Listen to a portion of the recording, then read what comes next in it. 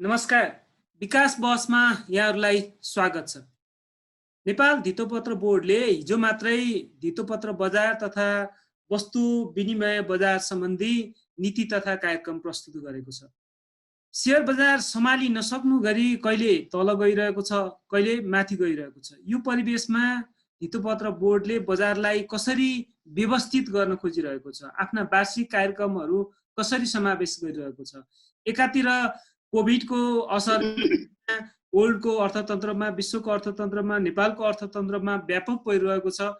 कम्पनीहरूको पर्फर्मेन्समा धेरै गिरावट आउँदैछ, आर्थिक वृद्धि दरमा निकै गिरावट आउँदैछ भने शेयर बजारमा लगभग उछाल छ। हिजो मात्रै पनि सर्किट ब्रेकर दोहोरो तेह्रो सर्किट ब्रेकर लगाएर अन्तिममा पूर्ण समय नै कारोबार नभइकन शेयर बजार बन्द भयो। यो अवस्थामा लगानीकर्ताहरूलाई शिक्षित गर्ने मामिलामा धितोपत्र बोर्डले कस्तो भूमिका खेल्दैछ, साथसाथै बजारमा चाहिँ अलिकति समय सापेक्ष ढङ्गले सहज कारोबार गर्न सकिएन भन्ने धितोपत्र लगानीकर्ताहरूको धारणा छ। स्वचालित प्रणाली विकास भएन। नेपाल स्टक एक्सचेन्जले जुन किसिमको सिस्टम लागू गरेको छ त्यो प्रणाली चाहिँ चलाउन निकै कठिन छ, अर्को चाहिँ प्र्याक्टिकल छैन भन्ने किसिमका आवाजहरू पनि लगानीकर्ताहरूबाट आइरहेको छ। यही विषयमा फेरि भएर आज हाम्रो विकास बहस केन्द्रित गर्दैछौँ र हाम्रो आजको कार्यक्रममा हुनुहुन्छ नेपाल धितोपत्र बोर्डका अध्यक्ष विष्मराज ढुङ्गाना। ढुङ्गाना सर, यहाँलाई स्वागत छ। धन्यवाद रविनाजी। सुरुमा चाहिँ तपाईले यो धितोपत्र बजार तथा वस्तु विनिमय बजार सम्बन्धी नीति तथा कार्यक्रम भनेर हिजो सार्वजनिक गर्नुभएको छ। यसको नामै कता कता नमिले जस्तो देखिन्छ, के हो खास? यसको नाम नमिलेको होइन, नाम मिलेकै हो। अब यो चाहिँ के हुन्छ भने जसरी चाहिँ मुद्रा बजारमा नेपाल राष्ट्र ब्याङ्कले मौद्रिक पोलिसी ल्याउँछ, त्यसै गरी पुँजी बजारमा पनि पुँजी बजार सम्बन्धी पोलिसीहरू आउँछन्। त्यसले गर्दाखेरि हामीले यसको नाम ठिकै राखेका छौँ। यसमा चाहिँ के छ भने धितोपत्र बजार सम्बन्धी नीति तथा कार्यक्रमहरू भएर आउने हो यो। त्यसले गर्दाखेरि यो नाम ठिक हो। अब तपाईले यो नीति तथा कार्यक्रममा तपाईले यो वस्तु विनिमय बजार भन्ने शब्द किन राख्नु परेको थियो? यसको अर्थ के छ? तपाईले आखिर वस्तु विनिमय बजारलाई न ओपन गर्नुभएको छ न रेगुलेट गर्नुभएको छ। यसो हो, एउटा यो हामी पहिल्यैदेखि चाहिँ कमजोर भएर बसेका छौँ क्या। नेपालको चाहिँ धितोपत्र बजारको रेगुलेटरको नाम के हो? के अरे नेपाल धितोपत्र बोर्ड, होइन, सेबन भन्छ। अब भारतको के हो चाहिँ भारतको सेबी भन्छ। तर यहाँ हेर्नु फरक कहाँ छ भने चाहिँ सेक्युरिटिज बोर्ड अफ नेपाल मात्रै हो, यहाँ एक्सचेन्ज भन्ने शब्द छैन। इन्डियाकोमा के छ? Securities and exchange board of India भन्ने छ। त्यसले गर्दाखेरि यो एक्सचेन्ज भनिन्छ नि, त्यो चाहिँ विनिमय बजारको लागि हो। हामीले त्यो पहिल्यैदेखि छोडेको हुनाले हामी कमजोर भएको हो।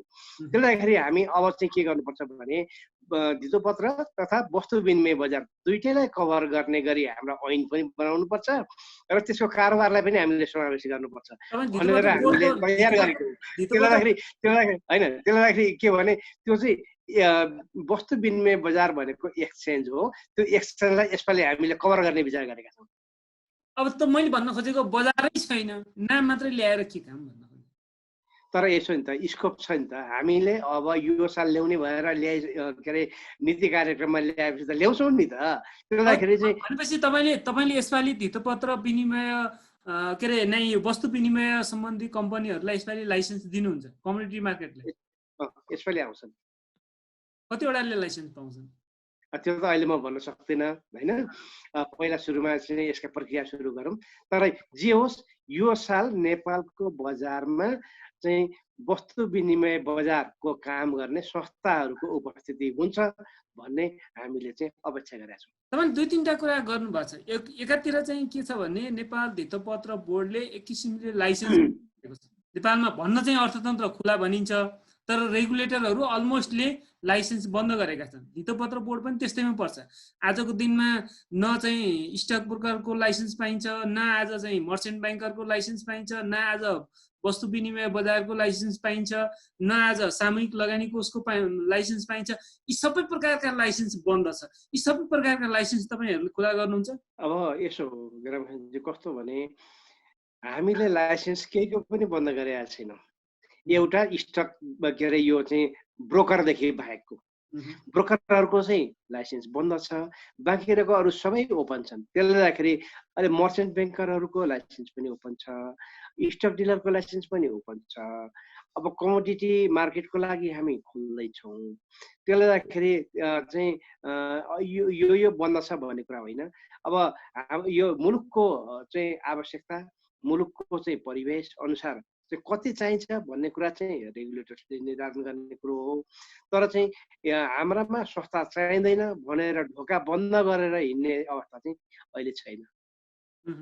अब ठिक छ, अब उसमा केन्द्रित हौँ। हिजो तपाईँहरूले प्रस्तुत गर्नुभएको, सार्वजनिकरण गर्नुभएको नीति तथा कार्यक्रममा केन्द्रित हौँ। के छन् नयाँ कुरा, त्यो भित्र के छन्? अब एउटा कुरो के हो भने जतिखेर मैले चाहिँ धितोपत्र बोर्डमा नियुक्ति पाएको थिएँ, त्यतिखेर मैले सर्टेन कुराहरू गर्छु भनेको थिएँ। मेरो नीति प्लान तथा कार्यक्रमहरूको बारेमा मैले हिन्ट्स दिएको थिएँ। त्यसमा मैले 3-4वटा कुराहरू मैले भनेको थिएँ। एउटा कुरा चाहिँ के भने यो धितोपत्र बजारको विकास गर्नुपर्छ, विस्तार गर्नुपर्छ, यसको चाहिँ प्रविधिलाई चाहिँ विकास गर्नुपर्छ र यसको बजारमा चाहिँ सुशासनहरू कायम गर्नुपर्छ भन्ने कुराहरूमा मैले चाहिँ विशेष जोड दिएको थिएँ। तिनै कुराहरूलाई अहिलेको मौद्रिक नीति यो के अरे धितोपत्र सम्बन्धी नीति तथा कार्यक्रममा इन्कर्पोरेट गरिएको छ। अब यसमा खास कुरो के छ भने एउटा कुरा सबैभन्दा मुलुकको धितोपत्र बजारलाई सञ्चालन गर्ने भनेको ट्रेडिङ सिस्टम हो। ट्रेडिङ सिस्टम भनेको अहिलेको हामीले सिधै भन्ने हो भने अनलाइन ट्रेडिङ सिस्टम हो। अनलाइन ट्रेडिङ सिस्टममा धेरै सुधार भएको छ, तथापि केही कुराहरू गर्न बाँकी छ। अब त्यो बाँकी रहेको कुराहरूलाई हामी यो साल कम्प्लिट गर्ने भन्ने एउटा चाहिँ यो हाम्रो नीति कार्यक्रमको। त्यसदेखि पछाडि आएर चाहिँ यो बजारको विकास गर्नलाई हामी विभिन्न किसिमका उपकरणहरू ल्याउँछौँ भनेर भनेका थियौँ। त्यो उपकरणहरू के हुन् भन्दाखेरि उपकरणहरूमा खास गरी ऋणपत्रको बजारलाई विकास गर्ने, सरकारी ऋणपत्रको बजारलाई विकास गर्ने कुराहरू हो। त्यस्तै अर्को चाहिँ नयाँ इन्डेक्सको ट्रेडिङ गर्ने मोडालिटी बनाउने भन्ने हो, जसले गर्दाखेरि बजारमा विभिन्न किसिमका उपकरणहरू उपलब्ध हुन्। त्यसले गर्दाखेरि हामीले अहिले ती उपकरणहरूलाई पनि यो साल ल्याउँछौँ भनेर हामीले चाहिँ मौद्रिक नीति यो के अरे पुँजी बजारको नीति तथा कार्यक्रममा राखेका छौँ। यो दोस्रो कुरो। त्यस्तै हामीले चाहिँ के गरेछ भने यो सुशासन र रिपोर्टिङ सिस्टमलाई पनि राम्रो बनाउनु पर्छ भन्ने अर्को पक्ष थियो। त्यसलाई हामीले नेपालको चाहिँ चार्टर्ड एकाउन्टेन्ट संस्था, नेपाल चार्टर्ड एकाउन्टेन्ट संस्थासँग सहकार्य गरेर विभिन्न सङ्गठित संस्थाहरूले, विभिन्न हाम्रा चाहिँ इजाजतपत्र प्राप्त संस्थाहरूले कसरी रिपोर्टिङ गर्नुपर्छ त्यो रिपोर्टिङको ढाँचा हामी डिजाइन गरेर रिपोर्टिङ गर्ने मोडालिटीहरू बनाउँछौँ। त्यो कुरालाई पनि हामीले राखेका छौँ। अर्को कुरो, बजारमा संस्थागत सुशासन कायम गर्नु पर्यो। बजारमा चाहिँ प्रतिस्पर्धा र किसिमले कारोबार हुने वातावरण बनाउनु पर्यो भन्ने हिसाबले हामीले चाहिँ ऐन र चाहिँ नियम कानुनका सुधारका कुराहरू पनि हामीले यसमा राखेका छौँ। त्यसले अनि त्यस्तै आएर यी संस्थाहरूको क्षमता वृद्धि गर्ने कुराहरूलाई पनि हामीले राखेका छौँ। सेभनको क्षमता वृद्धि कसरी गर्ने, नेप्सेको क्षमता वृद्धि कसरी गर्ने, सिडिएससीको क्षमता वृद्धि कसरी गर्ने र ओभरअल बजारको क्षमता वृद्धि कसरी गर्ने भन्ने कुरालाई पनि हामीले चाहिँ यसमा समेटेका छौँ। के समेटेका छौँ भन्दाखेरि अब सिडिएससीलाई हामीले चाहिँ सेन्ट्रलाइज्ड केवाइसी सिस्टम डेभलप गरेर चाहिँ हामीले चाहिँ यो पुँजी बजारभरि र पछि विस्तार गरेर चाहिँ वित्तीय बजारभरिको इन्फर्मेसन यसले चाहिँ लिने र दिने गरी व्यवस्था मिलाउने हाम्रो चाहिँ सोच रहेको छ। त्यस्तै आएर चाहिँ नेप्सेलाई विदेशी रणनीतिक साझेदारहरू ल्याएर यसको क्षमता अभिवृद्धि गर्ने, यसको स्वामित्वमा परिवर्तन गर्ने कुराहरू पनि जसरी नेपाल सरकारको बजेट कार्यक्रममा आएको थियो त्यसलाई हामीले चाहिँ यसमा समावेश गरेका छौँ। त्यस्तै आएर चाहिँ बजारको क्षमता अभिवृद्धि गर्नलाई यो अनलाइन ट्रेडिङलाई सक्षम बनाउने र ब्रोकरहरूको आधिकारिक प्रतिनिधिहरूको माध्यमबाट देशको विभिन्न ठाउँमा यो शेयर बजार सम्बन्धी शिक्षा र शेयर बजार सम्बन्धी कारोबारको स्किल चाहिँ प्रदान गर्ने हिसाबले त्यसको पनि हामीले चाहिँ मोडालिटीहरू तय गरेका छौँ। त्यस्तै अब रिपोर्टिङको लागि हामीले चाहिँ NFRS सिस्टम चाहिँ लागू गर्ने भन्ने कुराहरू भनेका छौँ। त्यसले विभिन्न किसिमका कार्यक्रमहरूलाई यसमा समावेश गरिएको छ। त्यति मात्रै होइन, हाम्रो बजारलाई विकास र विस्तार गर्नको निम्ति चाहिने अनुसन्धानका कुराहरू, चाहिने चाहिँ रिसर्च र चाहिँ अरू चाहिँ अध्ययनका कुराहरूलाई पनि हामीले यसमा समेटेका छौँ। त्यसले ओभरअलमा हामीले चाहिँ यो बजारको विकास, विस्तार, कानुनी संरचना र चाहिँ यो संस्थागत सुशासनलाई अभिवृद्धि गर्ने कुराहरू यसमा समेटिएका छन्। ठिक छ, तपाईँले धेरै कुरा समेट्ने प्रयास गर्नुभएको छ। खास गरी धितोपत्र बोर्डको नियामकीय क्षमता नै प्रभावकारी भएन, धितोपत्र बोर्ड आफै कमजोर भयो, धितोपत्र बोर्डका निर्देशनहरू स्टेक होल्डरहरूले पालना गरिरहेका छैनन्, धितोपत्र बोर्डले बनाएका नियम कानुन प्रपरली लिस्टेड कम्पनीहरूले पालना गरिरहेका छैनन्। यो समस्या छ। यो समस्यालाई समाधान कसरी गर्नुहुन्छ? तपाईँ आइसकेपछि सेबोनलाई कसरी प्रभावकारी बनाउनुहुन्छ, कसरी सक्षम बनाउनुहुन्छ, कसरी तपाईँका आफ्ना नीति निर्देशनहरू पूर्ण रूपमा कार्यान्वयन गराउन सफल हुनुहुन्छ? यसो हुन्छ, तपाईँले भनेको कुरा चाहिँ केही सही हो, तर त्यही स्तरको भने चाहिँ होइन। यसमा के छ भने हामीले चाहिँ वस्तु विनिमयको बजारलाई विस्तार गर्छौँ, वस्तु विनिमय बजार ल्याउँछौँ भन्यौँ, एउटा कुरा मानौँ न। अहिलेसम्म हाम्रो चाहिँ धितोपत्र बजार मात्रै छ। अब वस्तु विनिमय बजार भनेको धितोपत्र बजार जत्तिकै ठुलो कम्पोनेन्ट हो। अब अहिले यो 60-65 जना कर्मचारीहरू त्यही धितोपत्र बजारकै लागि उनीहरूलाई भ्याइ नभ्याइ छ। अब त्यो अर्को छुट्टै बजारको लागि चाहिँ कर्मचारी चाहिन्छ चाहिँदैन? अब त्यो कर्मचारीको पहिला व्यवस्था गर्नु पर्यो नि। अब कर्मचारीको व्यवस्था गर्नलाई त त्यसका प्रक्रियाहरू छन्। त्यसको लागि चाहिँ संस्थाको ओभरअल ONM गर्नुपर्ने हुन्छ। ONM गरिसकेपछि कति छ रिक्वायरमेन्टहरू, कसले के गर्ने भन्ने कुरा निदो गर्नुपर्छ। अनि कर्मचारी आउँछन्, अनि त्यसपछि कर्मचारीलाई त्यो पदपूर्ति गर्नलाई पनि एउटा सर्टेन प्रक्रिया छ, त्यो प्रक्रियाहरू फलो गर्नुपर्ने हुन्छ। त्यसले गर्दाखेरि हामी कुनै पनि कुरा ल वस्तु विनिमय बजार आएन, वस्तु विनिमय बजार आएन त त्यसको प्रक्रियाहरू नै, त्यसको लागि चाहिने पूर्वाधारहरू नै तयार नभइकन कसरी आउँछ? त्यसले गर्दाखेरि ती कुराहरू हामीले गर्न जरुरी हुन्छ के रामकृष्णजी? त्यसले गर्दाखेरि हामीले सबैभन्दा पहिला त्यसका लागि पूर्वाधारहरू तयार गर्नुपर्ने हुन्छ। अब हामी चाहिँ बजारको अनुगमन गर्ने, मार्केट सर्भिलेन्स गर्ने भन्छौँ। मार्केट सर्भिलेन्स गरेर यसो बजारमा गएर आँखा डुलाएर मार्केट सर्भिलेन्स हुन्छ? हुँदैन नि। मार्केट सर्भिलेन्स गर्नको लागि त सिस्टम चाहिन्छ, प्रक्रिया चाहिन्छ, प्रविधि चाहिन्छ, त्यही किसिमका जनशक्तिहरू चाहिन्छ। अब अहिले बोर्डमा हेऱ्यो भने सूचना र प्रविधिको लागि के छ? सूचना र प्रविधिको लागि 2-4वटा कम्प्युटर र 2-4वटा चाहिँ के अरे यो हार्डवेयरदेखि बाहेक अरू केही पनि छैन। अब एउटा अब त्यसरी संस्थाको विकास हुँदैन। त्यसले गर्दाखेरि सफ्टवेयरमा त हामीले इन्भेस्टमेन्ट गर्नुपर्छ, सफ्टवेयरहरू प्रक्रिया गर्नुपर्छ र विभिन्न क्षेत्रमा चाहिँ त्यसको प्रयोग गर्नुपर्छ। यो कुराहरू भएको छैन। अर्को कुरा, अनलाइन सिस्टमबाट जुन मार्केट सर्भिलेन्सको लागि डाटाहरू आउँछ त्यसलाई प्रशोधन गरेर हाम्रो लागि चाहिने उपयुक्त किसिमका ढाँचाहरू विकास गर्नुपर्छ, त्यो पनि भएको छैन। त्यसले गर्दाखेरि यी सबै कुराहरूमा कमजोरी छन्। त्यसले गर्दाखेरि कुनै पनि कुराहरू एकपल्ट टुप्पामा गएर चाहिँ त्यसको समाधान हुँदैन। ग्रास रुटबाट त्यसको फाउन्डेसन बनाउनुपर्छ, जुन कुरामा अहिले हामी लागेका छौँ। तपाईँले अलि भन्नुभयो कि बजेटमा पनि आएको छ, हामी स्टक एक्सचेन्ज, नेपाल स्टक एक्सचेन्जमा चाहिँ रणनीतिक साझेदार ल्याउँछौँ भनेर भन्नुभयो। हामीसँग हाम्रो अबको विकल्प भनेको स्टक एक्सचेन्जमा विदेशी साझेदार ल्याउने, त्यसलाई बलियो बनाउँदै लैजाने बाटोमा हामी जाँदैछौँ, अथवा बेला बेलामा आउँछ नि प्राइभेट सेक्टरको लगानीमा छुट्टै स्टक एक्सचेन्ज खोल्ने, कुन मोडालिटीमा जाने हो हामी?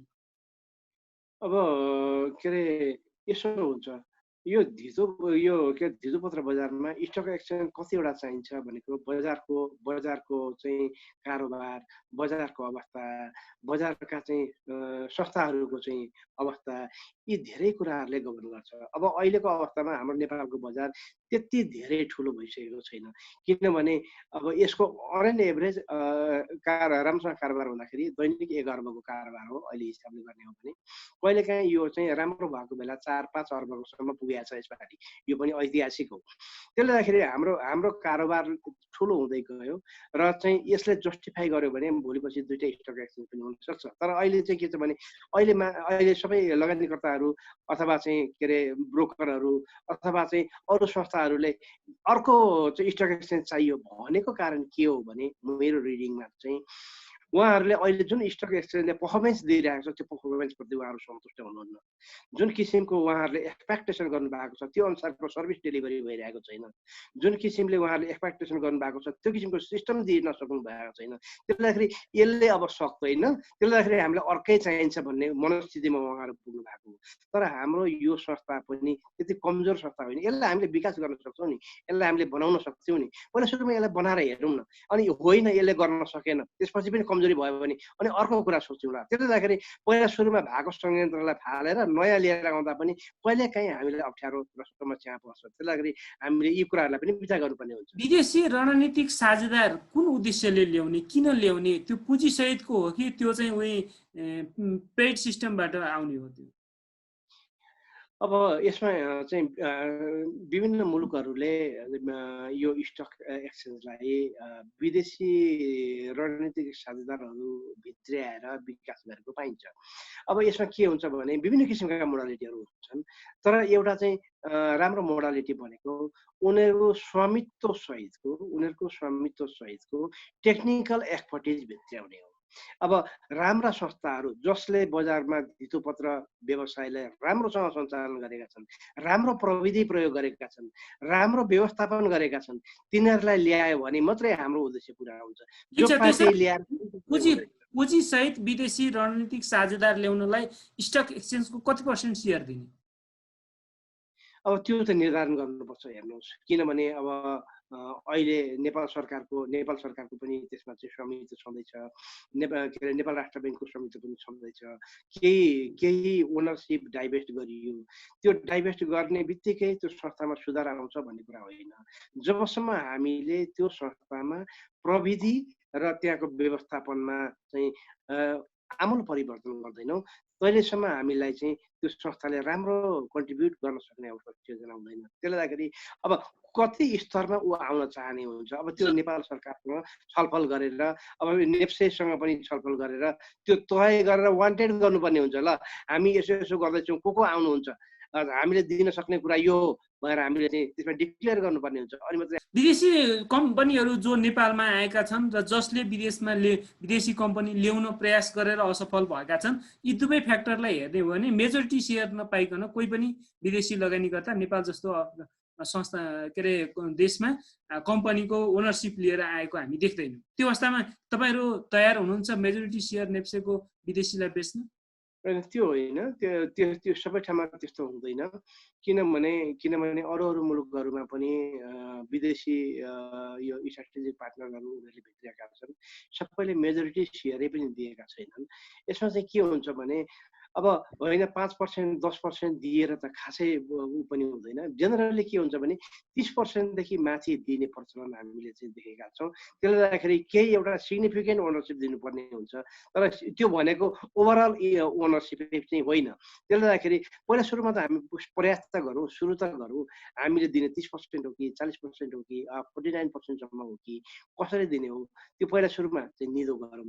निदो गरिसकेपछि अनि हामी बजारमा त्यसको लागि चाहिँ सूचना जारी गर्छौँ।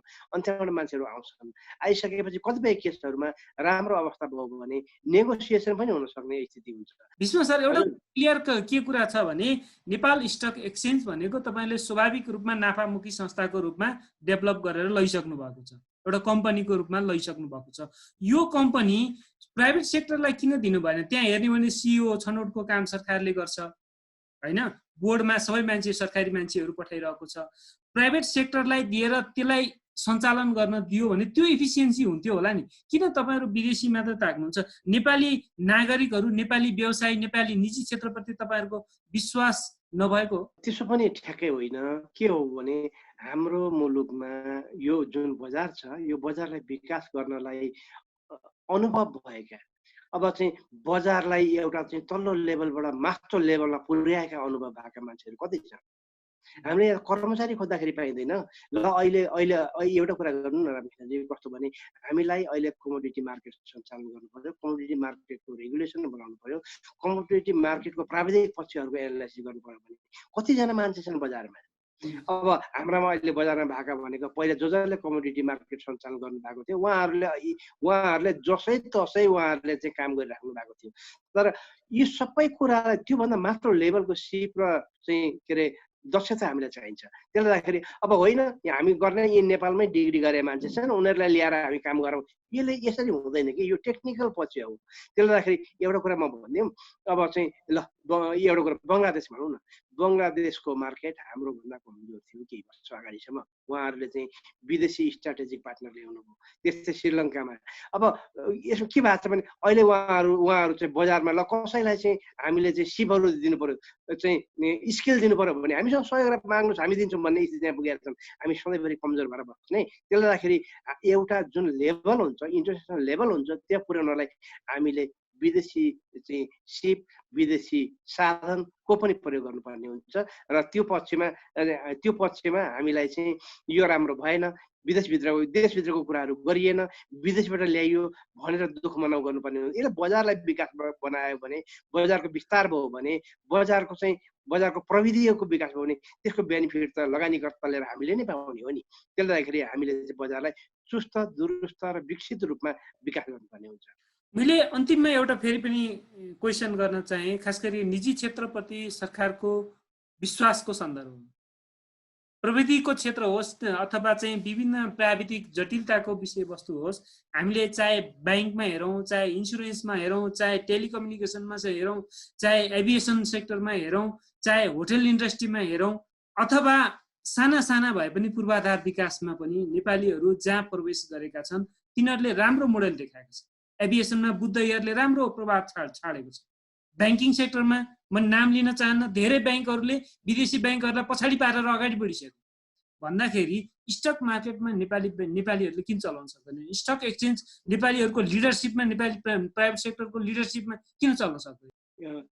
के अरे यो धितोपत्र बजार अथवा चाहिँ हाम्रो चाहिँ स्टक मार्केट चाहिँ नेपालीहरूको लिडरसिपमा चलेको छैन भन्न मिल्ने सक्ने अवस्था छैन। किनभने अहिलेसम्म नेपालका जति पनि मर्चेन्ट ब्याङ्करहरू छन्, मर्चेन्ट ब्याङ्कर कसले चलाएका छन्? नेपालीले चलाएका छन् नि, विदेशीले त आएर चलाएका छैनन्। त्यस्तै ब्रोकरहरू, यहाँ 50वटा ब्रोकरहरू अहिले अपरेसनमा काम गरिरहेका छन्, तिनीहरूलाई कसले चलाएका छन्? तिनीहरूलाई नेपालीले चलाएका छन् नि। भनेपछि अब तपाईँले अहिले बुद्ध एयर भन्नुभयो भने, बुद्ध एयर भने त चलिरहेको बिजनेस हो। एउटा एक किसिमको सिप, एक किसिमको दक्षता र एक किसिमको चाहिँ स्तर हासिल गरिसकेको सेक्टर हो। त्यसमा चाहिँ अरू मान्छेहरू आयो भने पनि चलाउन सक्छन्। हामी कुन ठाउँमा प्रवेश गर्न गइरहेका छौँ भन्दाखेरि हामी नयाँ प्रविधिको युगमा प्रवेश गर्न सकेका छौँ, जसको बारेमा चाहिँ हामीले अहिले हामीले अनुभव गरिरहेका छैनौँ। अब त्यस्तो एरियाको लागि हामीलाई आवश्यक पर्यो भने हामीले विदेशी सिप, विदेशी टेक्नोलोजी पनि एडप्ट गर्नुपर्छ भन्ने कुरो मात्रै हो। त्यसले गर्दाखेरि हरेक एरियामा नेपालीहरू सक्षम छैनन्, उनीहरूले गर्न सक्दैनन् भन्ने होइन। एउटा कुरा चाहिँ के हुन्छ भने अहिले हामीले त्यो सिप र चाहिँ प्रविधि लिने भनेको केही समयको लागि हुनसक्छ। हामीले 1 वर्ष, 2 वर्ष, 3 वर्ष, 4 वर्ष पछाडि हामी जब जान्ने हुन्छौँ, हामी चाहिँ त्यो सबै कुराहरूमा दक्ष हुन्छौँ, त्यतिखेर हामीलाई त्यो चाहिँदैन, हामी उनीहरूलाई फिर्ता गरिदिन्छौँ। त्यसले गर्दाखेरि के हुन्छ भने हामीले बजारको विकास गर्नलाई एउटा सर्टेन लेभलसम्मको सिप विकास गर्नलाई हामीले चाहिँ तिनीहरूलाई भित्राउनु पर्ने जरुरी हुन्छ। ठिक छ, अब अलिकति कुरा गरौँ खास गरी यो तपाईँले रिपोर्टिङ सिस्टममा चाहिँ एकरूपता ल्याउने भन्नुभएको छ, एमएफएस लागू गर्ने भन्ने कुरा गर्नुभएको छ।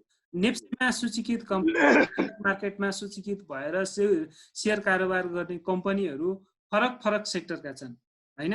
कुनै फाइनेन्सियल सेक्टरबाट छन्, कुनै उद्योग सेक्टरबाट छन्, कुनै ट्रेडिङ सेक्टरबाट छन्, कुनै सर्भिस सेक्टरबाट छन्।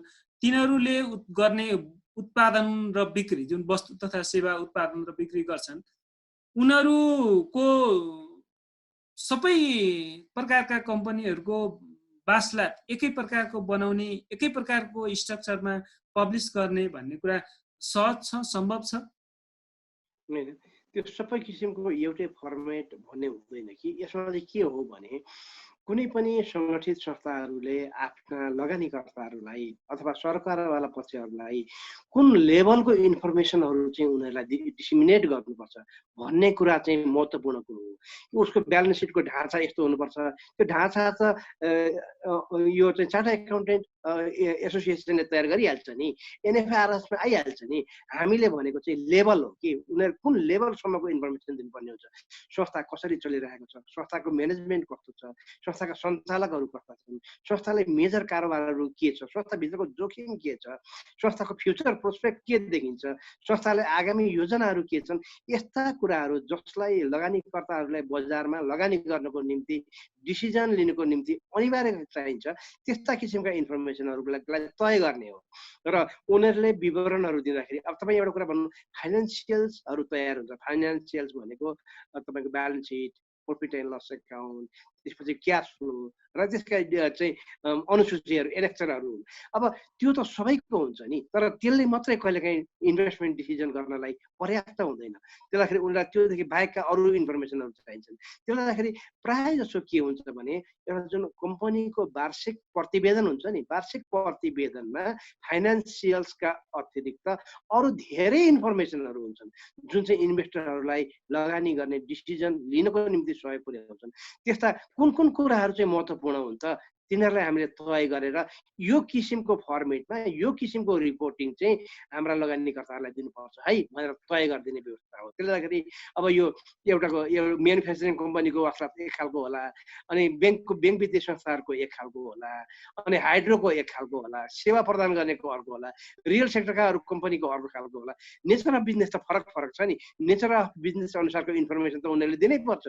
तर एउटा कमन रूपमा चाहिँ इन्भेस्टमेन्ट डिसिजनको लागि चाहिने इन्फर्मेसनहरू के हुन् र त्यो कसरी दिने भन्ने कुरा तय गर्ने हो। त्यो कुरा अहिले हाम्रोमा भएको छैन। त्यसले गर्दाखेरि हामी त्यसलाई तय गरेर सबैलाई इन्भेस्टमेन्ट गर्नको लागि चाहिने नेसेसरी इन्फर्मेसनहरू चाहिँ दिने गरी सिस्टम डिजाइन गरिदिने हो।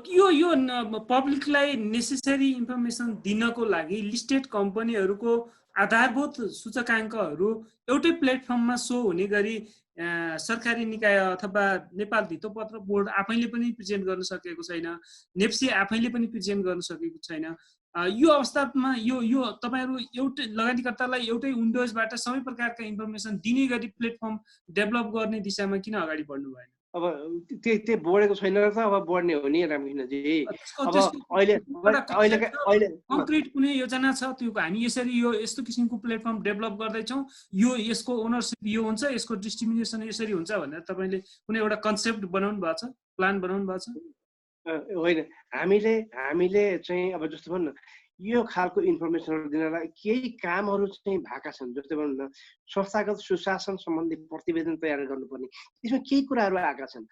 अब त्यसले त संस्थाको कर्पोरेट गभर्नेन्सको कुराहरू गरे, तर चाहिँ फाइनेन्सियल्सको बारेमा चाहिँ धितोपत्र बोर्ड आफैले त्यसको ढाँचाहरू विकास गरेर सबैमा लागू गरेको, सबैलाई चाहिँ पर्याप्त रूपमा इन्फर्मेसन दिने व्यवस्था अहिले भएको छैन। त्यसले गर्दाखेरि हामी त्यसैमा लागेका हौँ। अब त्यो भएपछि के हुन्छ, सबैभन्दा पहिला इन्फर्मेसन आउँछ। इन्फर्मेसन आइसकेपछि हामी त्यसलाई चाहिँ के अरे प्रोसेसिङ गर्छौँ। अनि त्यहाँबाट नेप्सेले पनि इन्भेस्टरहरूको लागि चाहिने इन्फर्मेसनहरू आफ्नो वेबसाइटमा राखिदिन्छ। अनि बजारले के हुन्छ भने एक किसिमको इन्फर्मेसन, बेसिक इन्फर्मेसन पाइसकेपछि त्यो बेसिक इन्फर्मेसनको बारेमा एनालाइसिस गर्न सक्ने क्यापेसिटी डेभलप गर्छन्, बिल्डअप गर्छन् र बजारमा उनीहरूलाई चाहिँ सजिलो हुन्छ। पहिला सुरुमा इन्फर्मेसन नपाइकन कसरी काम गर्ने। त्यसले गर्दाखेरि अब अहिले चाहिँ विभिन्न किसिमका संस्थाहरू छन्, अब तिनीहरूले रेगुलर रिपोर्टिङसम्म गरिरहेको अवस्था छैन। अब रेगुलर रिपोर्टिङ नगर्दाखेरि के गर्ने भन्ने कुराहरू चाहिँ गर्नु पर्यो नि। अनि गरेन भने त्यसलाई के कसो कारबाही गर्ने भन्ने कुरा पनि व्यवस्था गर्नु पर्यो नि। पहिला सुरुमा त्यसको फाउन्डेसन तयार गरिदिनु हुन्छ। तपाईँहरूले यो रिपोर्टिङ यसरी दिनुपर्छ, अनि त्यसदेखि उनीहरूको रिपोर्टिङ आयो कि आएन अनि हेर्नुपर्छ, आएन भने त्यसमा के कारबाही गर्ने भन्ने कुरा त्यहाँदेखि पछाडिका कार्यहरू सुरु गर्नुपर्छ। त्यसलाई यो एउटा सिस्टमेटिक प्रोसेस हो जसलाई हामीले अब सुरु गर्दैछौँ। जस्तो तपाईले इनसाइडर ट्रेडिङलाई चाहिँ निरुत्साहित गर्ने अथवा त्यो सूचना प्रवाहलाई व्यवस्थित बनाउने भन्ने कुरा गर्नुभएको छ। अहिले बजारमा हेर्ने हो भने के देखिन्छ भने कुनै कम्पनीको सेयर प्राइस हत्त बढ्यो भने किन बढ्यो भन्ने कुरा चाहिँ 2-4 दिन कुर्नुपर्छ, अनि त्यसपछि उसको त्यो कम्पनीको इन्फर्मेसन बल्ल सार्वजनिक हुन्छ। अथवा कुनै कम्पनीको सेयर प्राइस अस्वाभाविक ढङ्गले घट्यो भने किन घट्यो थाहा हुँदैन, केही दिनपछि मात्रै त्यो कम्पनीको कुनै नोटिस आउँछ अथवा चाहिँ कुनै किसिमको के भन्छ फाइनान्सियल रिपोर्टहरू आउँछ। यस्तो किसिमको समस्या कहिलेसम्म रहिरहला बजारमा? अब यसमा तपाईँले भनेको कुरा ठिकै हो। अब कतिपय कुराहरू चाहिँ के हुन्छ भने कहिलेकाहीँ भित्रका कुराहरू टाइमली बाहिर नआइदिँदाखेरि सेयर बजारमा प्रभाव पर्ने हुन्छ। कतिपय कुराहरू चाहिँ मान्छेले आफैले पनि अब यो कम्पनीको स्थिति यस्तो हुँदैछ है भनेर पूर्वानुमान गरेर पनि कारोबार गर्ने हुन्छ, त्यसले पनि त्यस्तो पर्छ। तर एउटा कुरा चाहिँ के छ भने भित्रको इन्फर्मेसनलाई दुरुपयोग गरेर कसैले बजारमा प्राइस म्यानिपुलेट गर्छ भने त्यो चाहिँ गैर कानुनी कार्य हो र त्यस्तो कार्यलाई भित्री कारोबार अथवा भित्री सूचनाहरूको प्रयोगबाट अरूलाई प्रभाव पार्न मिल्दैन। अब यो अन्य मुलुकहरूमा त यो त फौजदारी अभियोग हुन्छ, त्यस्ता मान्छेहरूलाई चाहिँ धेरै ठुलो चाहिँ मौद्रिक सजाय र चाहिँ जेल जानुपर्ने अवस्था हुन्छ। अब हाम्रोमा त्यो किसिमले डिजाइन गरिएको छैन। त्यसैले हामीले अब बिस्तारै त्यो हिसाबमा जानुपर्ने हुन्छ। यो बडो राम्रो कुरा छ। यस्तो किसिमको इनसाइडर इन्फर्मेसन बाहिर गयो, ट्रेड भयो, इनसाइडर ट्रेड भयो भन्ने कुरा धेरै पटक समाचार बनेका छन्, हामीले पनि बनाएका छौँ, अरू मिडियाले पनि बनाएका छन्। तर त्यहाँ के पनि हुँदैन। एउटा धितोपत्र बोर्डले स्पष्टीकरण गर्छ, उसले पत्र एउटा जवाफ दिन्छ, त्यसपछि नियमित कारोबार सुरु हुन्छ। अब यो सिचुएसन कहिलेसम्म रहन्छ भन्ने हो। अब त्यो यसो हुन्छ, अब यी सबै कुरालाई यो कुनै पनि मुलुकमा काम कारबाही गर्दाखेरि कानुनन हुनुपर्छ र कानुनले गरेको व्यवस्था र कानुनले दिएको परिधिभित्र रहेर काम गर्नुपर्ने हुन्छ। यदि अहिलेको कानुन, अहिलेको संरचना र अहिलेको व्यवस्थाले हामीलाई पर्याप्त भएन भने त्यसलाई संशोधन गरेर बनाउनुपर्छ। हामीले त्यो संशोधन हुनुपर्ने, त्यो कानुन बन्नुपर्ने, त्यस्ता नियमावली बन्नुपर्ने भन्ने कुरा हामीले चाहिँ महसुस गरेका छौँ। त्यसैले गर्दाखेरि यसपालि त्यस्तो भित्री कारोबार निषेध नियमावली र धितोपत्र ऐनलाई नै पनि हामीले चाहिँ परिष्कृत बनाएर लिएर जानुपर्छ भन्ने कुराका चाहिँ यो वार्षिक कार्यक्रममा राखेका छौँ। यो हाम्रो चाहिँ यो कम्प्लिट भएपछि तपाईँले चाहिँ बजारमा अर्कै किसिमले फङ्सनिङ भइरहेको र चाहिँ एउटा चाहिँ राम्रो माहौल तयार गर्नलाई बोर्डले काम गरिरहेको अवस्था पाउनुहुन्छ। तपाईँले नेप्से इन्डेक्स ट्रेडिङ सुरुवात गर्छौँ भन्नुभएको छ। यो धितोपत्र बोर्डले योभन्दा अगाडि पनि फ्रिक्वेन्टली भन्ने गरेको हो। यो सधैँ त्यो एउटा डकुमेन्टेसन रिपिटेसन मात्रै हो कि रियल टर्ममा पनि त्यो बजारमा एप्लाई हुन्छ, कार्यान्वयन भएर आउँछ? अब यसो, अब अहिले हामीले यो सबै कार्यक्रमहरू राखेका छौँ। हामीले राखिसकेपछि अब यो अहिले अब 1 वर्ष पछाडि के हुन्छ भन्ने कुरा त्यो 1 वर्षको पिरियड बितेपछि इभ्यालुएसन गर्ने कुरो हो। त्यसैले अहिले पोहोर साल पनि आएको थियो अनि यसपालि पनि आयो, अर्को साल पनि आउँछ कि भनेर त्यसरी नजाउँ। अब यसको जतिखेर इभ्यालुएसन गर्नुपर्ने बेला हुन्छ त्यतिखेर हामी फेरि बसेर इभ्यालुएसन गरौँ। एउटा अर्को मैले देखेको टेक्निकल कुरा, सेयर बजार अलिकति घट्यो अथवा अलिकति बढ्यो भने तपाईँहरू सर्किट ब्रेक लगाएर बन्द गरिदिनुहुन्छ। अहिले भइरहेको अभ्यास यो डे टु डे लगभग भनौँ न एक किसिमले कोभिड पछि खुलेको बजार चाहिँ मानौँ 20 दिन बजार खुल्यो भने कम्तीमा 5-7 दिन चाहिँ सर्किट ब्रेक लगाएर चाहिँ सेयर बजार बन्द भएको छ। यस्तो अभ्यास भइरहेको ठाउँमा अनि कसरी तपाईँ इन्डेक्स ट्रेडिङ सुरु गर्न सक्नुहुन्छ? इन्डेक्स ट्रेडिङ गर्न त मार्केट जति घटे पनि जति बढे पनि कन्टिन्यू गर्नुपर्ने होइन? हो, इन्डेक्स ट्रेडिङ गर्ने सन्दर्भमा केही मोडालिटीहरू डेभलप गर्नुपर्छ। अहिलेको हिसाबले जुन नेप्से इन्डेक्स भनेको छ नि, नेप्से इन्डेक्सको अहिलेसम्म ट्रेड किन हुन सकेन भने यसभित्रका कमजोरीको कारणले हुन सक्दैन।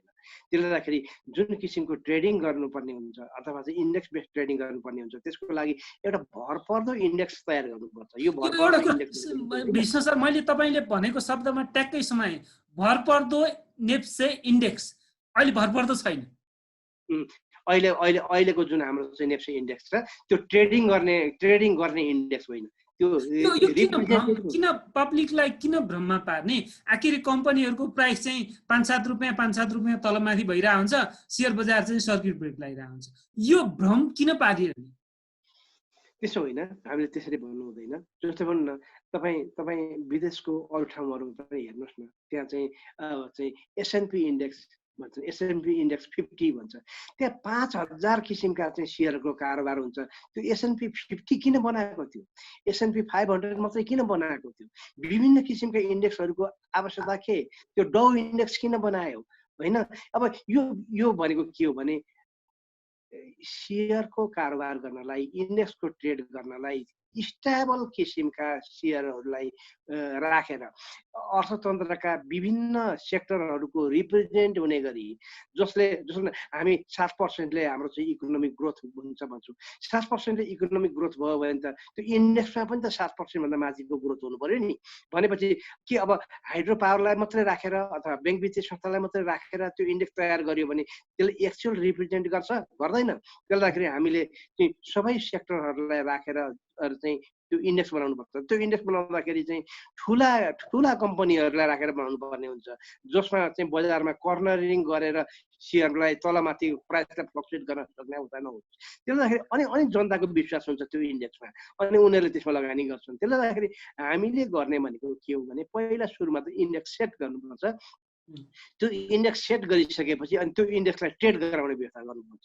अनि मात्रै ट्रेड गराउनेले पनि गराउन सक्छ र चाहिँ गर्नेले पनि गर्न सक्छ। त्यसले गर्दाखेरि हामीले त्यो मोडालिटी बनाउने हो। त्यसले गर्दाखेरि अहिले हामीसँग इन्डेक्स नभएको होइन, हामीसँग इन्डेक्स छ, सब इन्डेक्सहरू छन्, मेन इन्डेक्स छ, तर त्यो इन्डेक्स चाहिँ ट्रेड गराउने लायकको इन्डेक्स होइन। त्यसले गर्दाखेरि हामीले ट्रेड गराउने हो भने त्यसको लागि छुट्टै मोडालिटी बनाउनुपर्छ, जसको लागि हामीले यसपालि चाहिँ वार्षिक कार्यक्रममा राखेका छौँ र चाहिँ त्यसलाई हामी आउने सालदेखि कमसेकम पनि एउटा इन्डेक्समा ट्रेड गराउने हामी चाहिँ प्रयास गर्छौँ।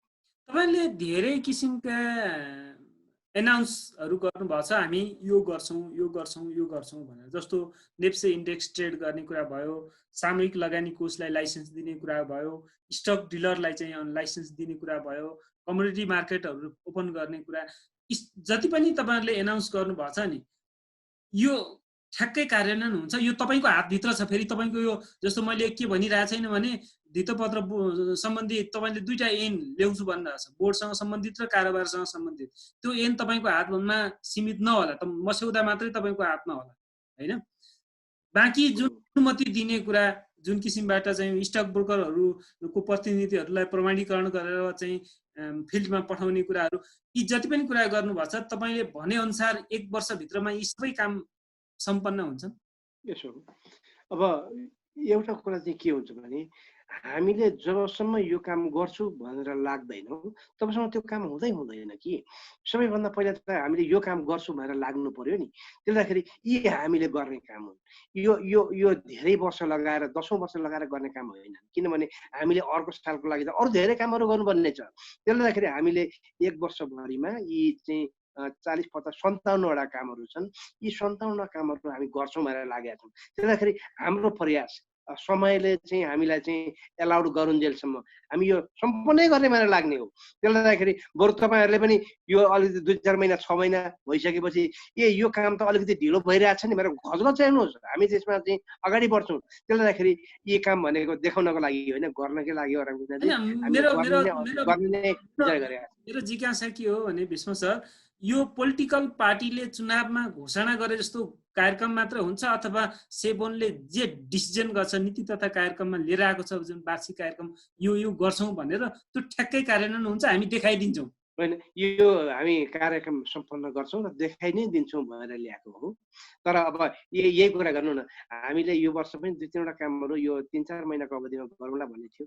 कोभिड आइदियो। कोभिड आएपछि त चाहिँ आउँदा पनि हामीले चाहिँ बिचमा बसेर धेरै कामहरू गऱ्यौँ, नगरेको होइन, तर जति गर्नुपर्ने चाहिँ त्यति गर्न सक्यौँ। त्यसले गर्दाखेरि यो समय भने बहुत महत्त्वपूर्ण बलवान हुँदो रहेछ। त्यसले गर्दाखेरि हामीले चाहिँ यो जति पनि कार्यक्रमहरू छ अहिलेकै अवस्थामा हामीलाई समयले चाहिँ एलाउ गर्यो भने हामी यी सबै कामहरू सम्पन्न गर्ने नै भएर लागेका छौँ। धेरै चर्चामा भएको विषय तर हामीले छुट्याइरहेका छौँ। ब्याङ्कलाई ब्रोकर लाइसेन्स दिने कुरामा के हो तपाईँहरूको योजना? अब ब्याङ्कलाई ब्रोकर लाइसेन्स दिनुपर्छ या पर्दैन भन्ने कुराको कन्सेन्सस अहिलेसम्म मैले देखेको छैन। अनि तपाईँको यो जुन किसिमको एकजना एउटा संसदीय समिति नै बनाएर एउटा कुरा रिपोर्ट बुझाएको छ, त्यो रिपोर्टले एउटा कुरा के हो भने अब मैले पनि धेरै अगाडिदेखि सुनेको हो र अहिले चाहिँ त्यो चाहिँ हाम्रो चाहिँ संसदीय समितिले अध्ययन गरेर भर्खरै रिपोर्ट बुझायो रे भन्ने कुरा चाहिँ मैले सुन्नमा आएको छ। म कहाँ त्यो रिपोर्ट अहिलेसम्म आएको छैन। अब त्यसका पनि आफ्ना प्रक्रियाहरू छन्, उहाँहरूले मन्त्रालयमा बुझाउनुहुन्छ, मन्त्रालयबाट यहाँ आउँछ, त्यो रिपोर्टमा के छ अब नहेरिकन म चाहिँ फलानले पत्रिकाले यसो लेखेछ फलानले यसो लेखेछ भनेर म अहिले भन्न सक्ने अवस्था छैन। त्यसले गर्दाखेरि त्यो रिपोर्ट आओस्, रिपोर्ट आएपछि त्यसलाई हेरौँ के कस्तो खालको रिपोर्ट आएछ, त्यसदेखि पछाडि निर्धारण गर्ने विषयहरू आउँछ। विश्व सर, तपाईँले सुन्नु भएको छ नि, स्टक ब्रोकरहरूले जुन किसिमको सर्भिस दिएका छन् त्यो सर्भिस क्वालिटीको छैन, इन्भेस्टरले यो कुरा भनिरहेछन्, तपाईँले सुन्नु भएको छ? त्यही सुनेको हुनाले नै अहिले हामीले चाहिँ दोस्रो बजारको यो जुन कारोबार छ त्यसलाई हामीले चाहिँ टिएमएस म्यानेजमेन्टलाई इम्प्रुभ गर्ने कुराहरू हामीले अहिले लिएर आएका छौँ। टिएमएस म्यानेजमेन्ट गर्दाखेरि तीनटा कुरा हाम्रो विक छ अहिले। त्यो त्यो जस्तो पनि हाम्रो जो चाहिँ ओभरअल सिस्टम चल्नुपर्ने हुन्छ नि, ओभरअल सिस्टम चल्नलाई धेरै कुरालाई सम्मिश्रण गरेर इफिसियन्ट बनाउनु पर्ने हुन्छ। हाम्रो ब्रोकरहरू इफिसियन्ट हुनुपर्छ, ब्रोकरको सिस्टम इफिसियन्ट हुनुपर्छ, नेप्सेको ट्रेडिङ सिस्टम इफिसियन्ट हुनुपर्छ, नेप्से आफै इफिसियन्ट हुनुपर्छ, हाम्रो चाहिँ सिडिएससी को सिस्टम इम्प्रुभमेन्ट हुनुपर्छ र त्यो पनि इफिसियन्ट हुनुपर्छ। त्यस्तै ब्याङ्कसँगको अलि इन्टिग्रेट हुन सकेको छैन नि, त्यो मेकानिजमलाई पनि हामीले डेभलप गर्नुपर्ने हुन्छ। त्यति मात्रै होइन, हाम्रो चाहिँ त्यो सिस्टमबाट लिने इन्फर्मेसन र सर्भिलेन्स सिस्टमलाई पनि स्ट्रेन्थेन गर्नुपर्ने हुन्छ। त्यसदेखि पछाडि डिपीहरूसँगको कारोबारहरूलाई पनि हामीले व्यवस्थित गर्नुपर्ने हुन्छ। यो ब्याङ्कको जस्तो 2-4वटा सिस्टमहरूमा मात्रै इन्टिग्रेट भएर काम हुने होइन, यो क्यापिटल मार्केटको काम त्योभन्दा धेरै नै सोफिस्टिकेटेड छ। त्यसले गर्दाखेरि हामीले यी सबै कुरालाई व्यवस्थित गर्नलाई अहिले एउटा कुरा हामीले के गर्न अगाडि बढाइरहेका छौँ भने ब्रोकरहरूको टिएमएस, ब्रोकरहरूको ब्याक अफिस, ब्रोकरहरूसँगको ब्याङ्क इन्टिग्रेसनको पार्टलाई हामीले छुट्टै किसिमले सञ्चालन गर्नुपर्छ, यसलाई व्यवस्थित बनाउनुपर्छ भनेर ब्रोकर र ब्याङ्कहरूलाई हामीले चाहिँ यस सम्बन्धमा अगाडि बढ्न हामीले निर्देशन गरिसकेका छौँ र उहाँहरूले आफ्नो काम सुरु गरिसक्नु भएको छ। हेरौँ 5-6 महिनासम्ममा यदि त्यो सिस्टमलाई हामीले चाहिँ फुल्ली चाहिँ डेभलप गर्न सक्यौँ भने बजारमा यस किसिमको समस्या आउँदैन। त्यसलाई हामीले के हेर्नुपर्छ भने बजारमा समस्या कहाँ छ? ब्रोकरले काम गर्न नसकेको होइन नि, ब्रोकरको सिस्टमले काम गर्न नसकेको हो, ब्रोकरले त्यो किसिमको प्रविधि भित्राउन नसकेको हो। त्यसलाई जहाँ समस्या छ त्यहीँ हिर्काउनु पर्ने हुन्छ कि हामीले मान्छेलाई यो गलत गर्यो, यसले यसो गर्यो भनेर होइन। जुनसुकै सिस्टममा कमजोरी भए पनि आखिरी सिस्टम त हाम्रो हो नि। नेप्से कमजोर भयो,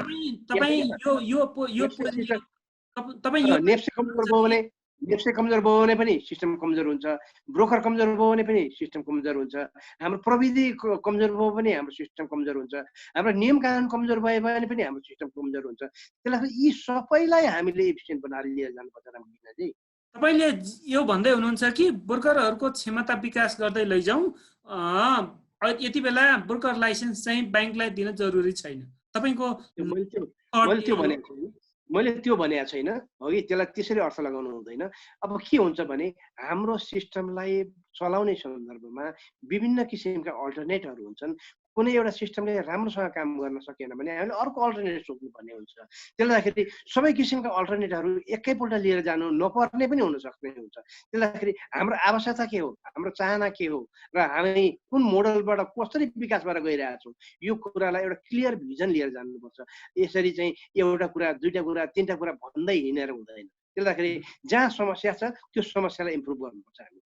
र अहिलेको संयन्त्रले काम गर्न सकेन भने अर्को संयन्त्र पनि डेभलप गर्नुपर्ने हुन्छ। फेरि पनि म तपाईँसँग जोड्न चाहन्छु, योभन्दा अगाडि धितोपत्र बोर्डको अध्यक्ष रेवत बहादुर कार्की हुनुहुन्थ्यो। उहाँको मिसनै के थियो भने ब्याङ्कहरू, ब्रोकर कम्पनीहरूले राम्रो सर्भिस दिन सकेनन्, ब्याङ्कहरू पुँजीको हिसाबले, टेक्नोलोजीको हिसाबले, जनशक्तिको हिसाबले, नेटवर्कको हिसाबले सबै किसिमबाट चाहिँ इफेक्टिभ छन्। त्यो भएर पुँजी बजारलाई रिङ रोड भित्रबाट मात्र सीमित नराखेर बाहिर लैजाने हो, आम सर्वसाधारणको पहुँचमा लैजाने हो। पुँजी बजारमा को स्टेक होल्डरले दिने सर्भिसको स्तरलाई माथि लैजाने हो भने ब्याङ्कहरूलाई ब्रोकर लाइसेन्स दिनुपर्छ भनेर उहाँले 5 वर्षसम्म आफ्नो कार्यकालभरि भन्नुभयो, तर एप्लाई हुन सकेन। अब तपाईँको त्यसरी होइन, मेरो प्रश्न कम्प्लिट हुन दिनुहोस् सर प्लिज। अब तपाईँको योजना चाहिँ यो ब्याङ्कलाई लाइसेन्स दिने नलिने भन्ने विषयमा ढुलमुलमै बित्ने हो कि तपाईँको कार्यकाल होइन यो क्लियर कट हो, सिस्टम त्यो ब्याङ्कले ब्रोकर चलाउने होइन, ब्रोकरले ब्रोकर सर्भिस चलाउने हो भन्ने हो, अथवा होइन ब्रोकरहरूले चाहिँ आफ्नो क्षमता विकास गर्न सकेनन्, उनीहरूले प्रशस्त समय पाए, 3 दशकसम्म उनीहरूले गरेको सेवालाई हामीले हेरिसक्यौँ। अब होइन, अब चाहिँ अलिकति मार्केटमा अलिकति चेन्ज ल्याउनुपर्छ, अलिकति भाइब्रेसन ल्याउनै पर्छ, यो बजारलाई विस्तार गर्नुपर्छ, यसको सेवा स्तर बढाउनै पर्छ भन्ने हो। तपाईँको लाइन के हो? अब यसो अब पूर्व अध्यक्षले के भन्नुभयो, कसरी गर्नुभयो, उहाँको विचार के हो, त्यस बारेमा म विश्लेषण गर्न चाहन्न। र उहाँले यदि त्यो सिस्टम चाहिँ ठिक छैन र गर्नुपर्छ भन्ने लाग्थ्यो भने उहाँले आफ्नो कार्यकालभरिमा गरिसक्नुपर्ने हुन्थ्यो। त्यसले गर्दाखेरि चाहिँ उहाँले चाहिँ यसो भन्नुभयो, त्यसले गर्दाखेरि यो अरूले पनि त्यसै गर्नुपर्छ भन्ने पनि होइन। सबैको आफ्नो दृष्टिकोण, सबैको आफ्नो चाहिँ विचार र सबैको आफ्नो चाहिँ रोड म्याप हुन्छ, त्यो रोड म्याप अनुसार काम गर्ने हो। त्यसले गर्दाखेरि उहाँहरूले देखेको दृष्टिकोण र मेरो दृष्टिकोणमा फरक हुनसक्छ। त्यसले गर्दाखेरि उहाँले गरेका कुराहरू सबै कुरा ठिक छन् अथवा उहाँले गरेका कुरा सबै कुरा गलत छन् भनेर म त्यसरी अगाडि त्यसरी भन्ने गर्दिनँ। म एउटै कुरा के भन्छु भने कुनै पनि ठाउँमा कुनै पनि समस्या छ भने त्यो समस्या कुन किसिमले सल्भ हुन्छ भनेर हामीले हेरिदिनु पर्ने हुन्छ। अब एउटा बच्चाले राम्रोसँग पढ्न सकेन भनेपछि अब यो चाहिँ स्कुलबाट निकालिदिउँ, अर्को एउटा बच्चालाई चाहिँ स्कुल पठाउँ, त्यो हुँदैन कि। अब हामीले के गर्नुपर्ने, किन गर्न सकिरहेको छैन, अब त्यसलाई चाहिँ कसरी डेभलप गर्न सकिन्छ भन्ने कुरा पनि रेगुलेटरले हेरिदिनु पर्ने हुन्छ। र कुनै पनि उपाय लागेन भने त्यसपछि हामीले चाहिँ अल्टरनेट पनि हेर्नुपर्ने हुन्छ। र कहिलेकाहीँ के हुन्छ भने बजारमा विकास गर्दाखेरि विभिन्न किसिमका अल्टरनेटलाई सँगसँगै लिएर जानुपर्ने हुन्छ। त्यसलाई यो एकजनाले यतिकै एडक बेसिसमा भनेर हिँड्ने कुरो होइन। हामी अध्ययन गर्छौँ र अध्ययन गरेर हामी यो मोडलमै जाने हो भन्ने कुरा निदो भएपछि मात्रै अगाडि बढ्छौँ।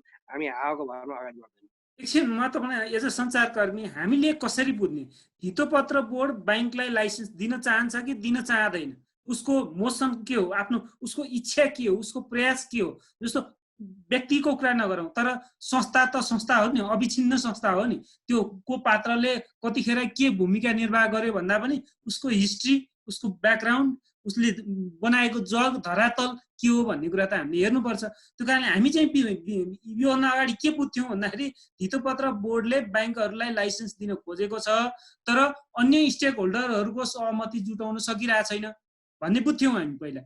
अहिले हामी कसरी बुझ्ने, तपाईँहरू त्यतापट्टि जाँदै हुनुहुन्छ अथवा यतापट्टि जाँदै हुनुहुन्छ, कता जाँदै हुनुहुन्छ भनेर हामीले पब्लिकलाई भन्नु। एउटा चाहिँ बजारमा सिस्टम डेभलप गर्ने भन्ने कुरा चाहिँ एक पक्षबाट हुँदैन कि यो विभिन्न पक्षहरूको दृष्टिकोण, विभिन्न पक्षहरूको सहमतिले पनि डिटरमाइन गर्ने कुरो हो।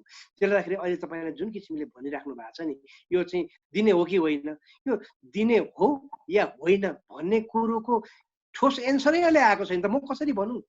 एकदम यो एउटा गजब कुरो के भने यो चाहिँ नेपालमा सर्वसाधारणले भन्छन् नि यो अध्ययन गर्ने, रिपोर्टिङ गर्ने भन्ने कुरा चाहिँ यो सबै टार्ने कुरा हो भन्छन् नि। अब तपाईँ घरि धितोपत्र बोर्डले अध्ययन गर्ने, घरि राष्ट्र ब्याङ्कको टिम बनाएर अध्ययन गर्ने, घरि संसदीय समितिले अध्ययन गर्ने, तिनवटा रिपोर्टको समाचार त हामीले नै बनाइसक्यौँ। अब कहिलेसम्म अध्ययन गर्ने? ल मलाई एउटा कुरा भन्नु छ, तपाईँहरू सञ्चारकर्मी, तपाईँहरू बजार हेरिराख्नु भएको छ, विश्लेषण गरिराख्नु भएको छ, तपाईँले अहिलेसम्म चाहिँ ब्रोकरलाई लाइसेन्स दिने निर्णय भयो अथवा ब्रोकरलाई लाइसेन्स नदिने निर्णय भयो आजसम्मको स्थितिमा के देख्नुभयो, के मूल्याङ्कन गर्नु? होइन, दिन निर्णय भएको छैन, अभ्यास गरिरहेको छ। हो, अभ्यास गरिरहेको छ। म पनि त त्यही कुरा भनेको छु। जुन दिन दिनुपर्छ भन्ने निर्णय हुन्छ त्यो दिन हामी दिन्छौँ। जुन दिनुपर्ने हुँदैन भन्ने कुरा चाहिँ क्लियर आउँदैन, त्यसलाई हामी आफैले पनि गर्न सक्दैन। त्यसले गर्दाखेरि यसमा के हुन्छ भने अहिले यो यसरी भन्ने बेला आइसकेको छैन। मैले भन्न खोज्ने त्यति हो। मलाई रिपोर्ट त पढ्न पाएको छैन अहिलेसम्म, रिपोर्टमा के आएको छ भन्ने कुरा तपाईँ कसरी अहिले नै भन्नुहोस् भनेर भनिदिनुहुन्छ। धन्यवाद सर, यति नै गरौँ। ल रामकृष्णजी, तपाईँलाई पनि धेरै धेरै धन्यवाद।